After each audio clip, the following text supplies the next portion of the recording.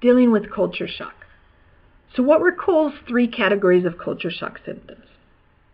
Overall symptoms, withdrawal symptoms, and aggressive symptoms. So for example, I heard about a man who was overcome by exhaustion, and one morning he gets up and he kills the village's rooster, and then he goes back to sleep. So which category do you think that's in? Yeah, I think that's aggressive, pretty aggressive. Or how about the teenager who refuses to speak the new language or eat food from the new culture? I think that's withdrawal. Or a woman who starts crying when she gets an email from her home country. Sounds like homesickness, which would fit in the overall category. So how can we overcome our culture shock? One idea is to make friends with someone in the new culture.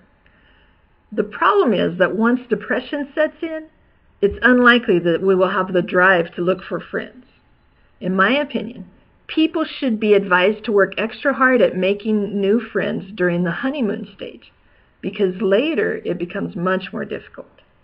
Exactly how to make friends in a new country is a strategy lecture too broad for here.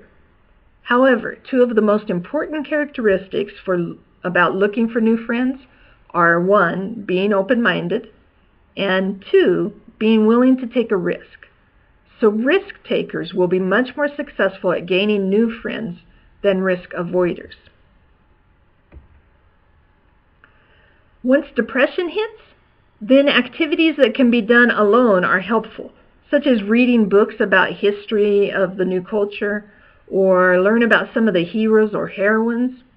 Also, walking around your neighborhood is great because it creates endorphins in your body, you know, those feel-good hormones, and it helps you become familiar with the area so it doesn't feel so strange. I found that just by saying hi to my neighbors as I walked around made me feel a lot better. When you slide, or if you slide, into more withdrawal type symptoms, then it is really important to find someone to talk to that speaks your language. It's never a good idea to say very critical comments about your host country in front of a host national. Even if they're a good friend, it will strain the friendship more than is wise. It's the idea that I can criticize my brother, but if my friend criticizes my brother, I will get angry at my friend. Even when we know our own host country is not perfect, we may get defensive if you start criticizing it too strongly. Therefore, try to find someone else you can talk to. It can be someone from a different country than you are, but who is also a stranger to the new culture. If necessary, it can be someone from your home country via the phone or Skype. I found that it was not necessary for me to think of this person as a close friend. As long as they were an acquaintance who was willing to listen, then healing was happening for me as I was able to express my bottled up emotions. Another way I got through this stage was by going to McDonald's or a similar restaurant. It wasn't exactly like McDonald's in the States, but it was close enough to give me comfort. When the culture shock gets really bad, aggressive, then it's important to take action. One of the best options is to write in a journal. There is tons of research on the healthiness of journal writing. It gives you a safe place to put your emotions. In my opinion, there are 3 basic needs for a psychological identity. One is land, as in our homeland, or it could be a new adopted homeland. Another is food. You may have heard the term comfort food. What do you want to eat when you're sick?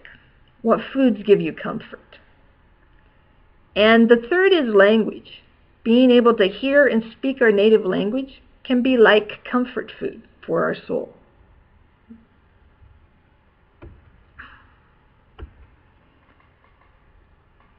So if culture shock seems aggressive or strong, then do whatever you can to experience native land, food, or language.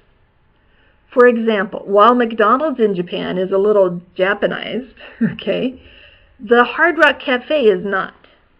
When I walked into the Hard Rock Cafe, it was like stepping into the United States.